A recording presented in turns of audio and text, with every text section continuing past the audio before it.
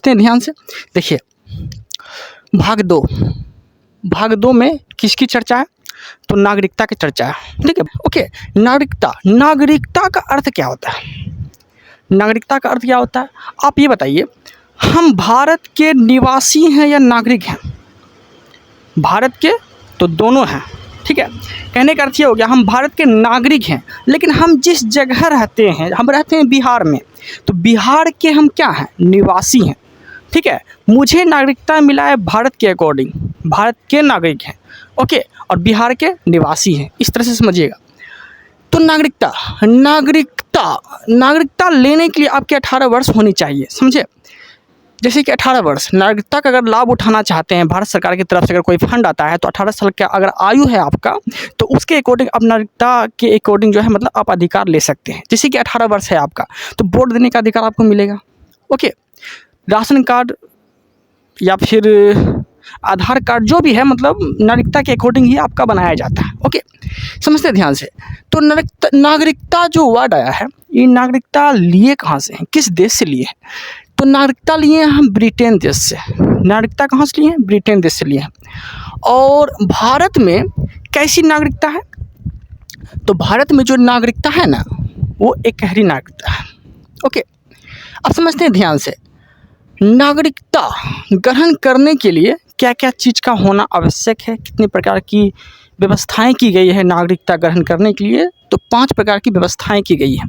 कैसे? देखिए, आपको नागरिकता, भारत सरकार का नागरिक बनाया जाएगा, नागरिकता मिलेगा अगर, तो वंश के आधार पे आपको मिल सकता है, ठीक है, वंश के आधार पे, ठीक है, यहाँ तो कोई दिक्कत नहीं है। जन्म के आधार पे भी आपको नागरिकता मिला जाएगा, जन्म के आधार पे नागरिकता मिल जाएगी।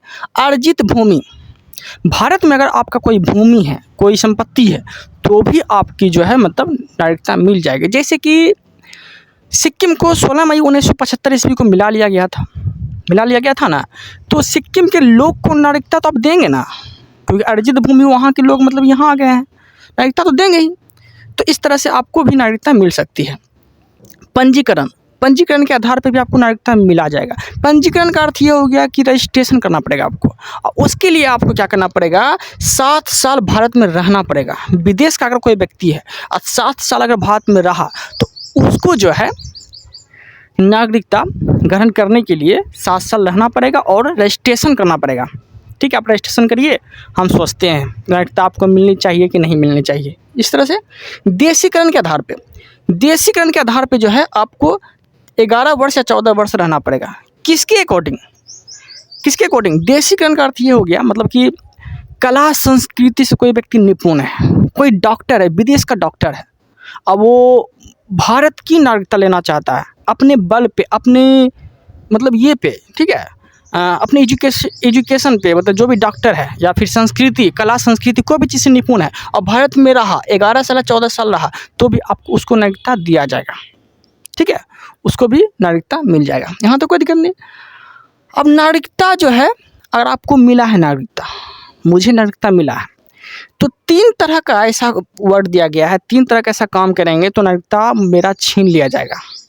जैसे कि देश विरोधी काम कर देंगे, भारत सरकार को कोई भी रिपोर्ट हो या कोई भी सूचना हो, हम पाकिस्तान पहुंचाना स्टार्ट कर देंगे, ठीक है, तो मुझसे भारत की नागरिकता छीन ली जाएगी, ठीक है। सनक जाएंगे, प्राइम मिनिस्टर को मारने की धमकी देंगे, सनक के एकदम उसका अथी कर देंगे हम, तो भी मेरी नागरिकता छीन ली जाएगी, ठीक है। सनक उनक जाएंगे, पागल वागल हो जाएंगे, तो भी नागरिकता आपकी छीन ली जाएगी, ठीक है। और तीसरा, देश विरोधी काम करेंगे तो भी आपकी नागरिकता छीन ली ही जाएगी, ठीक है। मतलब कहीं ना कहीं जो है नागरिकता रद्द करने की 3 विधि बताई गई है, ओके देन, इस तरह से आपको याद रखना है। और समझते हैं ध्यान से। अब भाग 2 में नागरिकता की चर्चा है और आर्टिकल बोलेगा तो 5 से 11 तक ये नागरिकता के बारे में बोला गया है, ओके। 5 में नागरिकता की परिभाषा है, इससे कोई मतलब ही नहीं बनता है, ठीक है, ये एग्जाम में गिरेगा ही नहीं। 5 में नागरिकता की परिभाषा है। 6 में भी कोई वर्ड बनता नहीं है, ये सब भी क्वेश्चन गिरता उड़ता है नहीं, ओके। एग्जाम देते रहते हैं हम, और सेट में भी देखते हैं जैसा क्वेश्चन आता है नहीं, ठीक है। 6 में कुछ खास बोला नहीं गया है, मतलब पाकिस्तान से जब इंडिया गया था लोग, उस वक्त नागरिकता उसको मिलनी चाहिए कि नहीं मिलनी चाहिए। इसमें बोला गया है कि इंडिया से पाकिस्तान गया लोग, ठीक है, भारत संविधान बनने के पहले या संविधान बनने के बाद, ये सब बात इसमें बोली गई है। तो आपको जो है 5, 6, 7, 8 कोई मतलब ही नहीं बनता है, कोई ख़ास है नहीं इसमें। एग्ज़ाम के पर्पज़ से हम पढ़ रहे हैं और टारगेट बैच चला रहे हैं, इसके अकॉर्डिंग जो है हम वो चीज़ देखने वाले हैं जो एग्ज़ाम में गिरता है। ओके, जैसे कि आर्टिकल 8 आपके लिए इम्पोर्टेंट है। कैसे इम्पोर्टेंट है समझते हैं। इसमें बोला गया है विदेश भ्रमण करने पे आपकी नागरिकता नहीं छीनी जाएगी। विदेश में जाके अगर काम भी करते हैं आप, तो आपकी नागरिकता नहीं छीनी जाएगी। क्यों? देखिए, हम विदेश जाएंगे, जैसे अमेरिका जाना होगा मुझे। ओके, कोई व्यक्ति अमेरिका गया और वहाँ पे वो काम करना स्टार्ट कर दिया। ठीक है, वहाँ पे काम करना स्टार्ट कर दिया, घूमने चला गया, तो क्या कुछ दिन के लिए वो जाएगा घूमने के लिए या फिर कमाने के लिए, तो क्या भारत सरकार उससे नागरिकता छीन लिया जाएगा? उससे छीन लेगा? ऐसा तो है नहीं। तो विदेश भ्रमण करने पे, नौकरी करने पे भारत सरकार द्वारा जो है नागरिकता नहीं छीना जाएगा। ठीक है, नागरिकता आपकी बनी रहेगी। ओके, अब वही 9 में क्या बोला गया है कि आप विदेश गए, बहुत अच्छी बात है, कमा रहे हैं, खा रहे हैं, ठीक है, परिवार का पालन पोषण अच्छे से कर रहे हैं, पैसा भेज रहे हैं भारत सरकार के अकॉर्डिंग, मतलब अपने परिवार के पास, तो कोई दिक्कत नहीं है।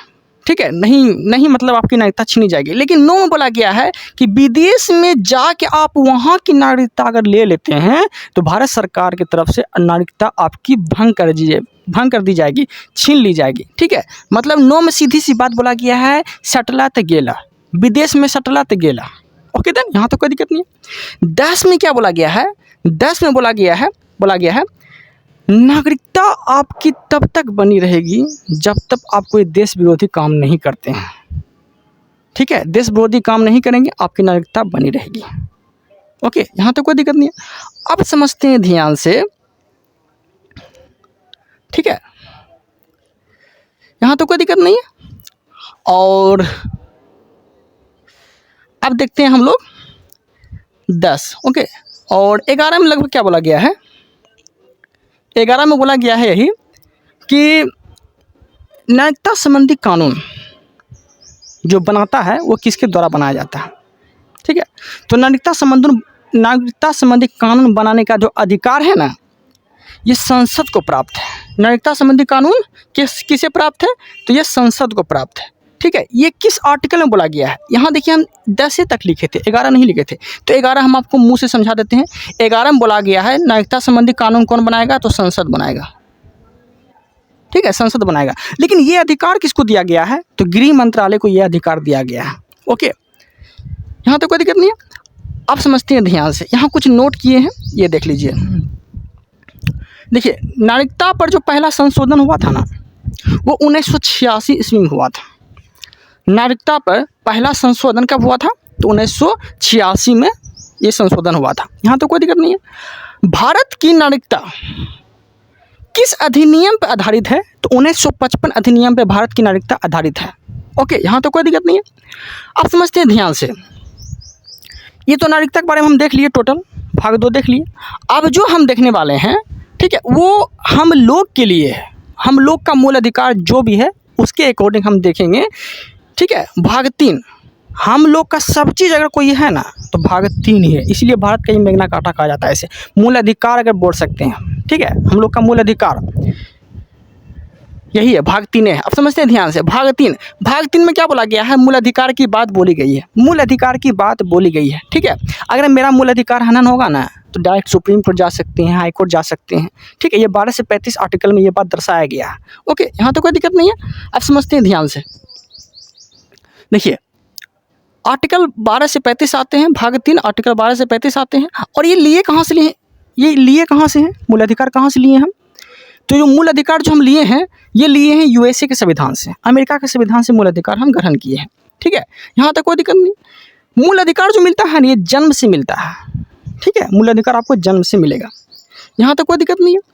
अतः ये नैसर्गिक है। ठीक है, ये याद रखिएगा, अतः ये नैसर्गिक है, मिलेगा ही। अब समझते हैं ध्यान से। मूल अधिकार पर अस्थायी प्रतिबंध कौन लगाएगा? तो वो लगाएगा संसद। मूल अधिकार पर अस्थायी प्रतिबंध कौन लगाएगा? संसद लगाएगा। ओके, और वो अस्थायी प्रतिबंध कौन लगाएगा? तो वो लगाएगा राष्ट्रपति। वो अस्थायी प्रतिबंध तब लगाया जाता है जब भारत में आपातकाल लागू हो, ठीक है, भारत में आपातकाल लागू हो। और आपातकाल की चर्चा किस आर्टिकल में है? 352 आर्टिकल में, वो हम आगे देखने वाले हैं। ओके, समझते हैं ध्यान से। भारत में अगर आपातकाल लागू होगा, ठीक है, चीन का युद्ध हो रहा है, चीन से युद्ध हो रहा है, भारत की ओर चीन से युद्ध हो रहा है, ठीक है, मारधाड़ पूरा चल रहा है, और आपको बोलने का अधिकार है, चलने का अधिकार है, आपका मूल अधिकार है। तो चीन से युद्ध हो रहा है, आपातकाल लागू है, तब भी आपका मूल अधिकार देखा जाएगा। तो उस वक्त जो मूल अधिकार होता है ना आपका, उस वक्त छीन लिया जाता है। ओके, यहाँ तक कोई दिक्कत नहीं है। ओके, आप समझते हैं कौन सा आर्टिकल ऐसा है जो कभी भी निलंबित नहीं होता, चाहे वो आपातकाल आए या फिर राष्ट्रपति शासन लगे, वित्तीय आपातकाल लगे, कुछ भी प्रॉब्लम हो, कुछ भी हो, ये 20 और 21 ऐसा आर्टिकल है, 20 और 21 ऐसा आर्टिकल है, ठीक है, जो कभी नष्ट नहीं होता है, कभी भी उसको भंग नहीं किया जा सकता। अगर भंग कर देंगे तो फिर प्रॉब्लम हो जाएगा। यहाँ तक कोई दिक्कत नहीं।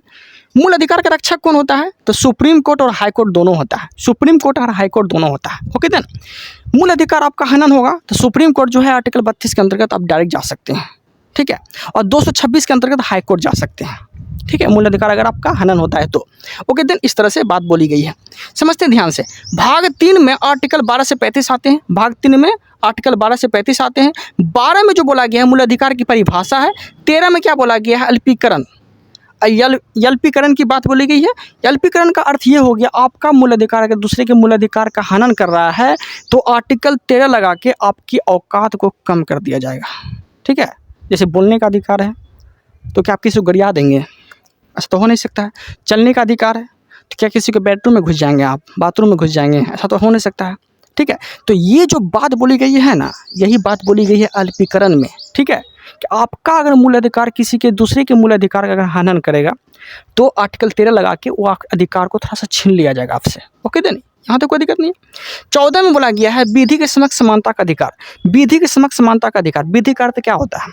विधि का अर्थ होता है कानून, विधि का अर्थ क्या होता है? कानून, ठीक है। देखते हैं उच्च न्यायालय हो, हाई कोर्ट या डिस्ट्रिक्ट कोर्ट हो, ठीक है, सभी को वही कटघरे में ला के खड़ा किया जाता है, ठीक है, चाहे कोई भी VIP पर्सन क्या है न हो, उसके लिए टेबल कुर्सी नहीं दिया जाता है कि आप यहीं पे बैठिए, यहीं पे खड़ा रहिए, ऐसा नहीं है। सबके लिए जो है वही कटघरा होता है, वहीं पे सबको खड़ा किया जाता है, क्योंकि 14 में बोला गया विधि के समक्ष समानता का अधिकार, कानून की नज़र में सभी समान है, सभी समान व्यक्ति है। ओके, 15 में बोला गया है जाति धर्म लिंग के आधार पर समानता। जाति धर्म लिंग के आधार पर समानता कहने का अर्थ ये हो गया, लड़की हो, लड़का हो, कोई भी जाति का लोग हो, हिंदू हो, मुस्लिम हो, क्रिश्चियन हो, जैन हो, जो भी हो, तो जाति धर्म लिंग के आधार पे समानता उसको मिलेगा।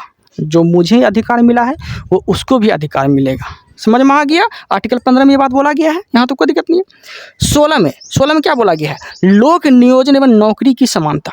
लोक नियोजन नौकरी की समानता, ठीक है, लोक नियोजन मतलब नौकरी की समानता, नौकरी में आपको समान अधिकार दिया जाएगा, ठीक है। लेकिन वही बात जो है आर्टिकल 16 के 4 में क्या बोल दिया गया है? कुछ ऐसे व्यक्ति हैं, जैसे कि 16 के 4 में क्या बोला गया है? समान प्रतिनिधित्व, जैसे कि SC और ST के लिए थोड़ा सा छूट दे दिया गया है, नौकरी में थोड़ा सा छूट दे दिया गया है, ठीक है। वो किस आर्टिकल में बोला गया है ये बात? तो 16 के 4 में ये बात बोला गया है। ओके, अब समझते हैं 17 में क्या बोला गया है? अस्पृश्यता का अंत। 17 में क्या है? अस्पृश्यता का अंत। अस्पृश्यता का अंत यह हो गया, मतलब छुआछूत का अंत कर दिया गया, ठीक है। कहने का अर्थ ये हो गया, कोई नीचा जाति का लोग हैं, जैसे कि भीमराव अंबेडकर, पढ़ लिख कितना बड़ा व्यक्ति बने तब ना, नहीं तो उसके साथ कैसा दुर्व्यवहार किया जाता था, ठीक है। किसी को छू लेता था, ठीक है, तो नहाना पड़ता था, ठीक है, या फिर कोई भी व्यक्ति हो, ओके, जो नीचा जाति का व्यक्ति रहता था तो छूने पे नहाना पड़ता था। मांझी द माउंटेन मैन एक मूवी है, उसमें नवाजुद्दीन सिद्दीकी, वो मुखिया एगो रहता है, उसको छू लेता है ना तो उसको थू करने लगता है, बोलने लगता है कि तुम छोटा जात का है, मतलब ऐसा नहीं कर सकता है, छू नहीं सकता है, ठीक है। तो ये सब जो छुआछूत की भावना था ना, ये सब खत्म कर दिया गया है। किस आर्टिकल के तहत? 17 आर्टिकल के तहत, ठीक है। लेकिन ये लागू कब होता है पता है? जैसे कोरोना काल आया था, ठीक है, जैसे कोरोना काल आया था उस वक्त लोक नियोजन मतलब लोक कल्याण की बात बोली गई है, ठीक है, लोक कल्याण की बात बोली है। लोक कल्याण में थोड़ा सा आप छुआछूत कर सकते हैं। जैसे कोरोना हो गया किसी को, तो वो क्या पूरा बस्ती घूमेगा?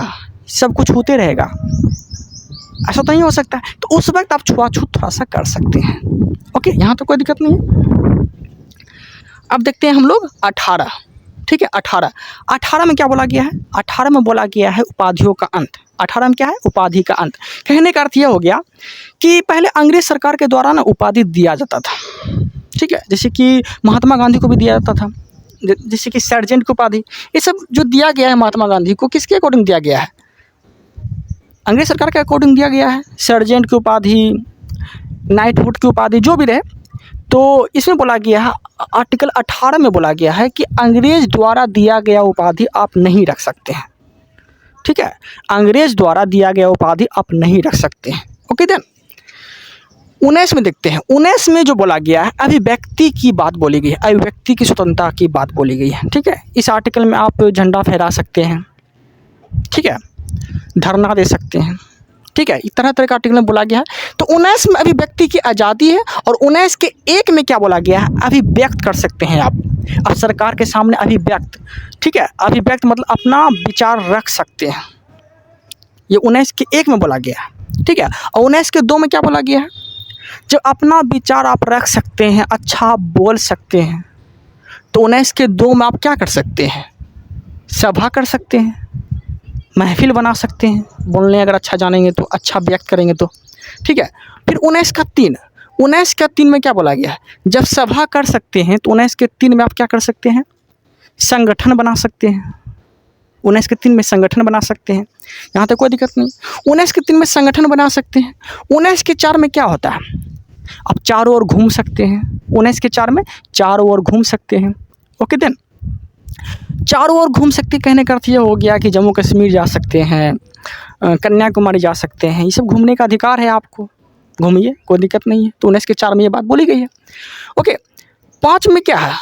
5 में बस जाने की स्वतंत्रता। घूमते घूमते घूमते घूमते कोई जगह आपको पसंद आ गया, भारत का कोई राज्य आपको पसंद आ गया, कन्याकुमारी हो, जम्मू कश्मीर हो, हिमाचल प्रदेश हो, कहीं भी कोई जगह आपको पसंद आ गया, आपको पसंद आ गया राजस्थान का थार मरुस्थल, चाहिए वहाँ बस जाइए, ठीक है। तो बसने का अधिकार जो है वो किस आर्टिकल के अंतर्गत बोला गया है? तो आर्टिकल 5 में बोला गया है। 19 के 5 में, आर्टिकलशिप नहीं, 19 के 5 में। ओके अब देखते हैं 19 के 6। 19 के 6 में क्या है कि वहाँ जब बस गए आप, तो बस जाने के बाद क्या कर सकते हैं? संपत्ति खरीद सकते हैं, ठीक है। तो वहाँ जो है 19 के 6 में संपत्ति आप खरीद सकते हैं, संपत्ति खरीद लीजिए, ठीक है। संपत्ति खरीदने का अधिकार 19 के 6 में है। 19 के 7 में क्या है? 19 के 7 में क्या है? 19 के 7 में क्या है कि संपत्ति जब आप खरीद लिए तो पालन पोषण तो होना चाहिए, पालन पोषण तो होना चाहिए, परिवार कैसे चलाएंगे? तो आप व्यवसाय कर सकते हैं, ठीक है, आप व्यवसाय कर सकते हैं, यहाँ तो कोई दिक्कत नहीं है। ओके लेकिन व्यवसाय होना चाहिए लीगल, ऐसा नहीं है कि आप गोली बंदूक बम बारूद का कारखाना खोल ले, व्यवसाय कर रहे हैं, फैला रहे हैं, तब तो आपको देशद्रोही घोषित कर दिया जाएगा। व्यवसाय आप लीगल कर सकते हैं, ठीक है। चाहे आप ब्रेड पकौड़ा बेचिए, पकौड़ी बेचिए, चाय बेचिए, समोसा बेचिए, जो भी बेचिए, लेकिन लीगल होना चाहिए, ठीक है। यहाँ तो कोई दिक्कत नहीं है। आप समझते हैं ध्यान से, उम्मीद है कि आप लोग को समझ में आ रहा होगा। ओके 20 में देखते हैं। 20 में जो है एक अपराध की एक सज़ा की बात बोली गई है, एक अपराध की एक सज़ा, और उस सज़ा जो है ना उस वक्त कानून के हिसाब से आपको दिया जाएगा जिस वक्त वो अपराध किया था, ठीक है, जिस वक्त वो अपराध किया था। कहने का मेरा अर्थ यह हो गया कि 10 साल पहले कोई अपराध किया था, चोरी किया था, और उस वक्त चोरी करने की सज़ा जो है 1 साल था। ओके लेकिन अब ये चीज़ लागू हो गया कि अब कोई चोरी करेगा तो वो उसका हाथ काट दिया जाएगा, तो ये तो बहुत बड़ा जुर्म हो जाएगा। ओके तो वही बात बोला गया है कि उस वक्त जो कानून था, जिस वक्त वो अपराध किया था, उसके अकॉर्डिंग उसको सज़ा दिया जाएगा, ये बात बोला गया है 20 में। ओके उम्मीद है कि आप लोग को समझ में आ रहा होगा। 21 में क्या बोला गया है? प्राण एवं दैहिक स्वतंत्रता। प्राण एवं दैहिक स्वतंत्रता का अर्थ क्या हो गया? ठीक है, प्राण एवं दैहिक स्वतंत्रता की बात बोली गई है, मतलब कि आपको जीने का अधिकार है, आपको मोबाइल में प्राइवेसी रखने का अधिकार है, आपको मनपसंद बीवी चुनने का अधिकार है, गर्लफ्रेंड चुनने का अधिकार, ये सब सारा अधिकार जो है ना आर्टिकल 21 में है। ओके देन तो आर्टिकल 21 जो है बहुत बड़ा पावरफुल अधिकार है, आप लोग के पास, लेकिन ज़्यादा दुरुपयोग इसका नहीं करिएगा। अब आपकी मर्ज़ी से ही शादी ब्याह कर लीजिएगा। ओके, यहाँ तक कोई दिक्कत नहीं है। आर्टिकल 21 के ए में क्या बोला गया है, 6 से 14 वर्ष के बच्चों को शिक्षा का अधिकार दिया गया है। 6 से 14 वर्ष के बच्चों को शिक्षा का अधिकार है, मतलब बोला गया है कि उसको पढ़ाइए लिखाइए, शिक्षा लेने का अधिकार दिया गया है। ठीक है, 6 से 14 वर्ष के बच्चों को शिक्षा लेने का अधिकार आर्टिकल 21 के ए में बोला गया है। उम्मीद है कि आप लोग को समझ में आ रहा होगा। 22 में क्या बोला गया है, 22 में बोला गया है गिरफ्तारी से संरक्षण, गिरफ्तारी से संरक्षण की बात बोली गई है। ओके, अगर आपको कोई गिरफ्तार कर रहा है तो उसमें संरक्षण की जो बात बोली गई है, ये बात बोली गई है आर्टिकल 22 में। अब आर्टिकल 22 के तरह तरह 1, 2, 3 में तरह तरह की बात बोली गई है, वो हम देखते हैं। तो आर्टिकल 22 के 1 में क्या बोला गया है, आर्टिकल 22 के 1 में बोला गया है अगर कोई पुलिस प्रशासन आपको गिरफ्तार करने आ रहा है तो आपका ये अधिकार है कि आप उससे पूछेंगे आप क्यों मुझे गिरफ्तार कर रहे हैं, आपके पास वारंट है, आपके पास क्या कारण है, तो उसको बताना पड़ेगा, क्योंकि आपका ये अधिकार है। क्यों, गिरफ्तारी से संरक्षण, गिरफ्तार करते हुए व्यक्ति को ये संरक्षण प्राप्त होता है कि वो पुलिस प्रशासन से पूछे कि आपके पास क्या वारंट है, मुझे दिखाइए। तो वो पुलिस प्रशासन आपको दिखाएगा, कॉपी कलम जो भी होता है खोल के दिखाएगा। ठीक है, तो आर्टिकल 22 के 1 में ये बात बोला गया है, गिरफ्तारी से संरक्षण और वारंट दिखाना पड़ेगा। ओके देन, आर्टिकल 22 के 2 में, आर्टिकल 22 के 2 में क्या बोला गया है कि ठीक है, आपको वो वारंट दिखा दिया, आप गलत साबित हो गए, तो पुलिस प्रशासन का दायित्व बनता है, कर्तव्य बनता है कि उस व्यक्ति को, अपराध किए हुए व्यक्ति को 24 घंटा के अंदर न्यायालय में पेश करना होगा। ओके, न्यायालय में सशरीर आपको न्यायालय में पेश करना होगा। ये बात किसमें बोला गया है, ये बात बोला गया है आर्टिकल 22 के 2 में बोला गया है। ओके, गिरफ्तार किए हुए व्यक्ति को न्यायालय में पेश करना होगा 24 घंटा के अंदर। ओके, इसमें एक बात और बोला गया है कि ठीक है, आप न्यायालय में पेश करिए 24 घंटा के अंदर, लेकिन कभी कभी लेट हो जाता है। ठीक है, जाम लग गया तो 24 घंटा से ज़्यादा हो जाएगा, तो फिर दिक्कत हो जाएगा।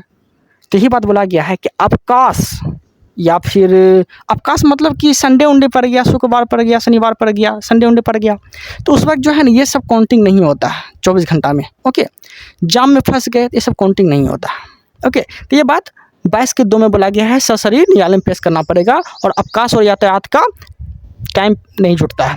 22 के 3 में क्या बोला गया है, गिरफ्तार किया, व्यक्ति को लेकर गया, न्यायालय में पेश किया, तो उसको वकील जो रखने का अधिकार है वो 22 के 3 में है। वकील रखने का अधिकार आर्टिकल 22 के 3 में यह बात बोला गया है कि आप मनपसंद वकील रख सकते हैं जो आपका केस लड़े।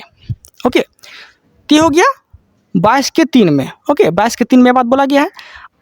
तो ये हो गया 22 के 3 में गिरफ्तारी के संरक्षण की बात बोली गई है। मतलब 22 में कहने का अर्थ ये हो गया, आर्टिकल 22 में गिरफ्तारी के संरक्षण 3 प्रकार की है, देख लिया ना।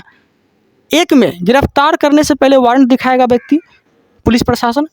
22 के 2 में 24 घंटा के अंदर न्यायालय में पेश करना पड़ेगा। ठीक है, 22 के 3 में मनपसंद वकील रख सकते हैं आप। ठीक है, ये हो गया गिरफ्तारी संरक्षण 3 प्रकार का दिया गया।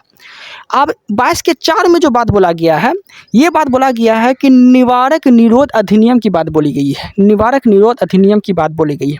ओके, इसे इंग्लिश में क्या बोलते हैं, इसे इंग्लिश में बोलते हैं प्रिवेंटिव डिटर्शन। ठीक है, प्रिवेंटिव डिटर्शन। ओके, कहने का अर्थ ये हो गया, निवारक विरोध अधिनियम का मतलब ये हो गया कि आपको सजा करने से रोकेगा। जैसे कि मेरे भड़काऊ भाषण देने से देश विद्रोह हो सकता है, देशद्रोही घोषित हो जाएंगे, या फिर दंगा हो सकता है मेरे भड़काऊ भाषण देने से। तो सरकार का क्या दायित्व बनता है, बस चुपचाप मुझे क्या करेगा, नज़रबंद कर देगा। नज़रबंद करने का अर्थ ये हो गया कि मुझे अपने ही घर में नज़रबंद कर देगा, या तो कोई होटल में जाके नज़रबंद कर देगा। कितना महीना के लिए, 3 महीना के लिए। तो यही बात बोला गया है 22 के 4 में, जिसे बोलते हैं प्रिवेंटिव डिटर्शन। ओके, इसमें सजा देना नहीं बल्कि अपराध करने से रोकने की बात बोली गई है। ओके देन, अब समझते हैं ध्यान से। ये आया कब था, तो 1950 में आया था, उसके बाद जो 1972 में ये समाप्त कर दिया गया। यहाँ तक कोई दिक्कत नहीं है। आगे जो हम देखने वाले हैं वो देखने वाले हैं मीसा के बारे में। ठीक है, मीसा मतलब maintenance of internal security, maintenance of internal security. इसका सबसे ज़्यादा दुरुपयोग किया था इंदिरा गांधी, सबसे ज़्यादा दुरुपयोग किया था। आंतरिक अशांति के नाम पे मतलब जो है किसको भी गिरफ्तार करवा दिया जाता था। ओके, समझ में आ गया। अब समझते ध्यान से। इसे ना 1971 में लाया था इसका ज़्यादा दुरुपयोग होने के कारण जो है उन्हें 1979 में से समाप्त कर दिया मीसा को। ओके देन, यहाँ तो कोई दिक्कत नहीं है। अब जो हम देखने वाले हैं वो देखने वाले हैं आर्टिकल 23। आर्टिकल 23 में क्या बोला गया है? आर्टिकल 23 में बोला गया है बलात् श्रम बेगारी। बलात् श्रम बेगारी का अर्थ ये हो गया कि बंधुआ मजदूरी जिसे बोलते हैं। ओके, ये बात बोली गई है आर्टिकल 23 में। बलात् श्रम बेगारी का अर्थ ये हो गया कि जैसे कोई व्यक्ति आपके यहाँ काम करने के लिए आया, आप उसको 5 घंटा का ही मतलब मजदूरी देते हैं, तो आप उसे 8 घंटा नहीं खटवा सकते हैं। ओके, 5 घंटा की अगर आप उसको पैसा देते हैं तो 5 घंटा ही उससे काम करा सकते हैं, बिना पैसा का काम ही नहीं करा सकते हैं आप। ये भी हो सकता है। और ये बात ही बोली गई है कि उसका मन है कि ना हमको 2 घंटा काम करना है, आप मुझे 2 घंटा का पैसा दीजिए, तो आप उसे ज़बरदस्ती नहीं कर सकते हैं कि मतलब आपको काम करना ही पड़ेगा। ठीक है, बेगारी नहीं करा सकते, ज़बरदस्ती नहीं कर सकते हैं। ठीक है, ये बात याद रखिएगा। 24 में क्या बोला गया है? 24 में बोला गया है 14 से कम उम्र के बच्चों को खतरनाक काम में नहीं लगा सकते। 14 से कम उम्र के बच्चा अगर कोई है, ठीक है, तो उसे आप खतरनाक काम में नहीं लगा सकते। जैसे कि पटाखा उद्योग में आप नहीं लगा सकते हैं, लोहा उद्योग में नहीं लगा सकते हैं, खतरनाक काम जो भी है उसमें आप नहीं लगा सकते, जिसका उम्र 14 से कम उम्र के बच्चा अगर है तो। यहाँ तो कोई दिक्कत नहीं है। 25 में बोला गया है, आर्टिकल 25 में अंतःकरण की धार्मिक स्वतंत्रता की बात बोलेगी। अंतःकरण, आत्मा, अगर आपका आत्मा अगर किसी दूसरे धर्म को अगर मानना चाहता है, दूसरे धर्म को अपनाना चाहता है तो आप अपना सकते हैं, यहाँ तक कोई दिक्कत नहीं है। आगे बढ़ते हैं, तो दूसरे धर्म को अपना सकते हैं। इसमें बोला गया अंतःकरण की स्वतंत्रता। इसी में क्या बोला गया है? सिखों को कृपान, कंघा और करा ये सब पहनने का जो अधिकार दिया जाता है, यही जो अधिकार जो है आर्टिकल 25 के अंतर्गत उसको दिया है। देखते हैं, सिख लोग को कंघा रखता है, करा पहनता है, माथा बांधता है ना, तो ये सब जो है अधिकार है उसको, अंतःकरण की धार्मिक स्वतंत्रता का अधिकार है, उसको रख सकता है। 26 में बोला गया है धार्मिक कार्य की स्वतंत्रता। धार्मिक कार्य की स्वतंत्रता, जैसे कि देखते हैं सरस्वती पूजा आता है तो हम लोग धार्मिक कार्य के लिए चंदा भी कर लेते हैं, कुछ से कर लेते हैं, पंडाल बनाते हैं, तो धार्मिक काम के लिए आपको थोड़ा सा छूट दे दिया जाएगा कि ठीक है आप धार्मिक काम कर रहे हैं, थोड़ा सा आपको छूट दे दिया जाता है। तो ये बात बोला गया है 26 में धार्मिक काम की स्वतंत्रता। यहाँ तक कोई दिक्कत नहीं है। 27 में बोला गया है धार्मिक काम पे जो है धन पे कोई टैक्स नहीं लगेगा। धार्मिक काम पे अगर कोई चंदा वंदा दे रहा है तो उस पर कोई टैक्स नहीं लगता है। यही बात है। मंदिर में बहुत सारा धन पड़ा हुआ है, बहुत सारा मंदिर में बहुत सारा धन है, दानर का बहुत सारा मतलब धन है, तो उस पर सरकार क्या टैक्स लेता है? क्या नहीं ले सकता है, क्योंकि वो धार्मिक काम के लिए लगा रहा है। ठीक है, तो धार्मिक काम पे कोई टैक्स नहीं लगता है। ये बात किस में बोली गई है? 27 में बोली गई है। यहाँ तक कोई दिक्कत नहीं। अब समझते हैं ध्यान से। ठीक है, अब 28 में देखते हैं। 28 में क्या बोला गया है? आर्टिकल 28 में क्या बोला गया है? सरकारी धन से चल रहे संस्थान, सरकारी धन से अगर कोई संस्थान चल रहा है तो उस संस्थान में आप धार्मिक शिक्षा नहीं दे सकते। धार्मिक शिक्षा नहीं दे सकते। जैसे संस्कृत को ये पढ़ा रहा है तो संस्कृत धार्मिक शिक्षा थोड़े ना है, वो तो एक हिस्सा है सब्जेक्ट का। ठीक है, तो ये बात हो गया। तो सरकारी धन से आप धार्मिक शिक्षा नहीं दे सकते हैं। किसमें बोला गया? 28 में बोला गया। आप समझते ध्यान से। 29 में क्या बोला गया है? अल्पीकरण की रक्षा, अल्पसंख्यक की रक्षा। ठीक है, यहाँ कर लीजिए अल्पसंख्यक की रक्षा। 29 में बोला गया अल्पसंख्यक की रक्षा। कहने का अर्थ यह हो गया, कोई क्रिश्चियन है या फिर कोई अल्पसंख्यक के ऐसे लोग हैं, वो उघारे रहता है, जंगल में काम करता है, उघारे रहता है, कोई व्यक्ति हो, ओके, अल्पसंख्यक में जो भी आते हैं, तो वो हम लोग के साथ पढ़ना चाहता है, संस्थान में पढ़ने आएगा। जैसे खान सर है ना, फेमस टीचर हैं, तो खान सर के पास बहुत सारा टीचर हैं, बहुत सारा स्टूडेंट है, VIP पर्सन स्टूडेंट भी आते होंगे, कोई पल्सर आते होंगे, कोई बाइक से आते होंगे, कोई 4 व्हीलर्स आते होंगे।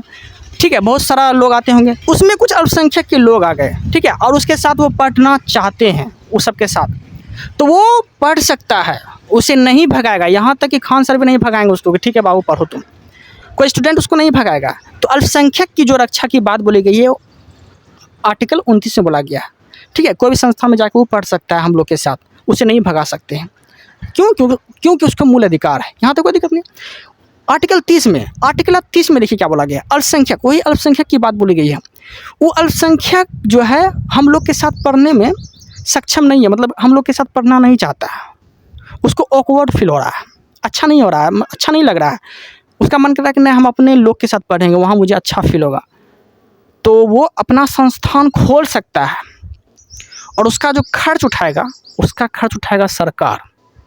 ठीक है, उसको ना अलग संस्थान खोलने के लिए पैसा दिया जाएगा। ठीक है बाबू, तुम खोल लो अलग संस्थान, हम आपको पैसा देते हैं, ओके खोल लीजिए। तो ये सब बात बोला गया है। ठीक है, यहाँ तक कोई दिक्कत नहीं है, उम्मीद करते हैं।